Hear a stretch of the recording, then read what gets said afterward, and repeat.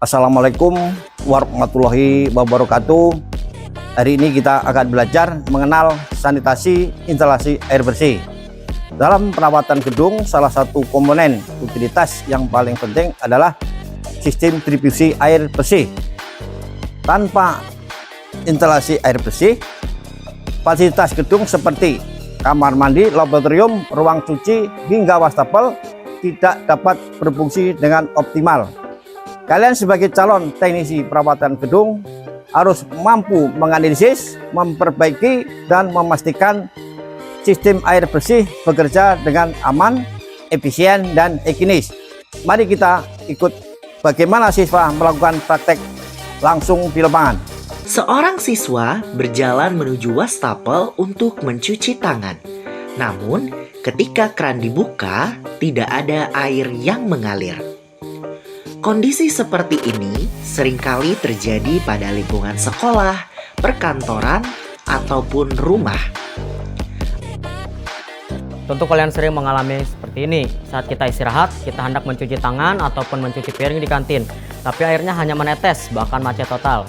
Bayangkan, di tengah kondisi yang sangat membahayakan seperti ini, air mati saat kita ingin mencuci tangan.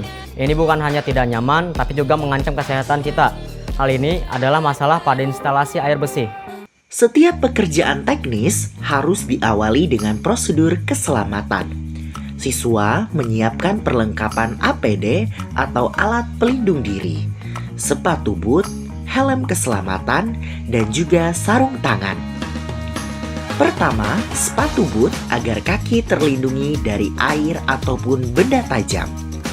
Kemudian, helm untuk melindungi kepala saat bekerja di area instalasi.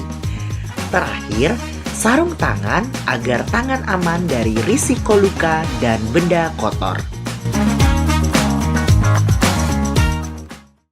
Dalam sistem instalasi air bersih, ada beberapa faktor yang menyebabkan air tidak keluar. Salah satunya adalah kebocoran pada sambungan pipa, kemudian pipa tersumbat kotoran atau kerak pipa di situ sendiri, kemudian tekanan air yang rendah, dan terakhir kerusakan pada pipa itu sendiri.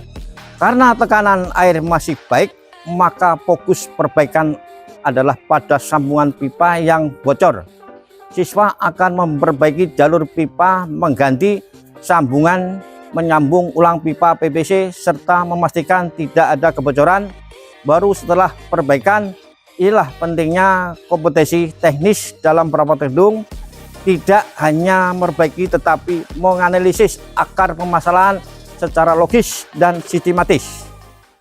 Langkah selanjutnya adalah analisis lingkungan sekitar. Siswa mulai menelusuri sumber air, memeriksa jalur pipa dari arah instalasi utama, lalu mengecek kembali kondisi wastafel. Dengan ketelitian, mereka mencatat titik mana yang aman dan titik mana yang menunjukkan adanya tanda kebocoran. Pemeriksaan dilakukan secara menyeluruh agar keputusan perbaikan tidak salah sasaran.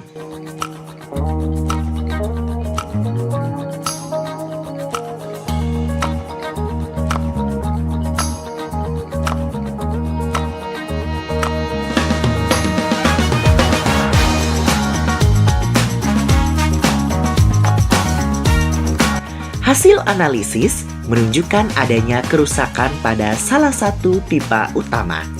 Pipa mengalami retak atau pecah, sehingga air keluar sebelum mencapai wastafel.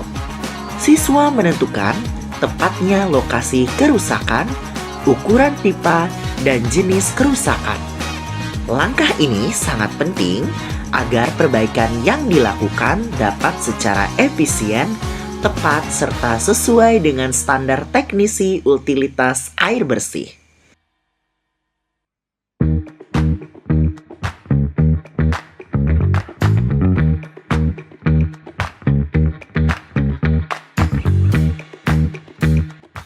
Di sini ditampilkan peta lingkungan hasil pengamatan siswa.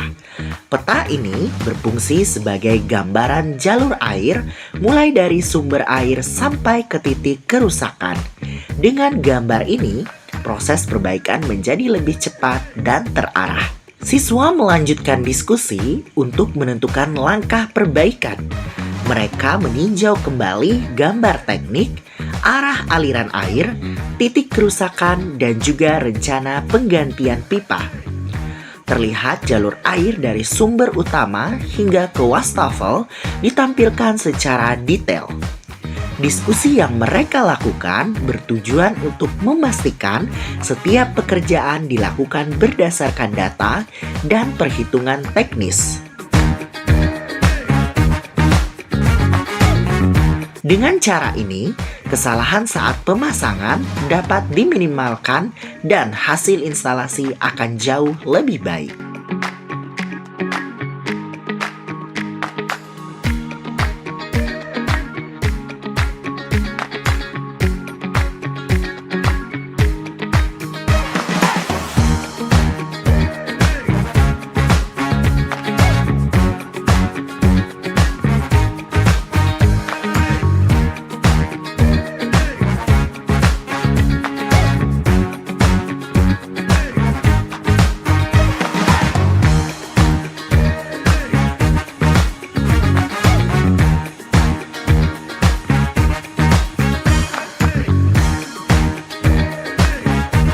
Berikutnya, siswa mengambil alat dan bahan untuk perbaikan.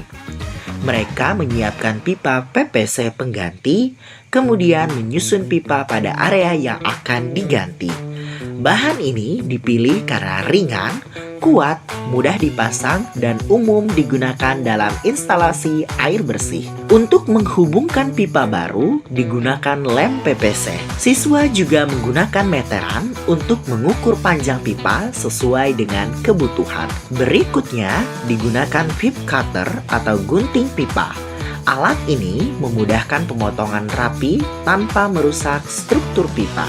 Di sini ditampilkan elbow, salah satu sambungan sudut yang menghubungkan arah aliran pipa. Juga soket yang berfungsi untuk menyambungkan dua pipa dengan ukuran yang sama. Selanjutnya, dilakukan pengukuran dan pemotongan pipa. Siswa memastikan panjang pipa sesuai dengan kebutuhan, lalu memotongnya dengan hati-hati. Ketelitian sangat penting agar sambungan pas dan tidak menyebabkan kebocoran. Setelah dipotong, pipa kemudian disambungkan menggunakan lem PPC. Sambungan ditekan kuat dan dibiarkan beberapa saat agar lem merekat dengan sempurna. Untuk mengunci instalasi agar kuat, dilakukan penyemenan pada bagian pipa di area lantai. Tujuannya agar pipa tidak bergeser, tidak mudah rusak, dan aman jika terinjak. Pengecekan ulang dilakukan sebelum semen mengering, memastikan aliran air berjalan lancar tanpa kebocoran.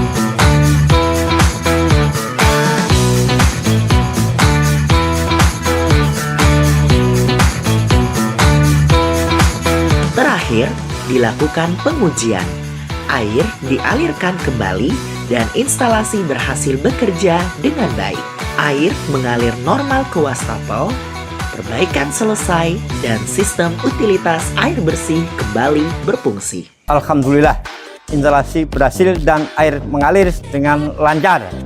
Perbaikan hari ini menunjukkan bahwa siswa SMK bukan hanya belajar teori, tetapi praktek nyata yang bermanfaat untuk lingkungan sekitar.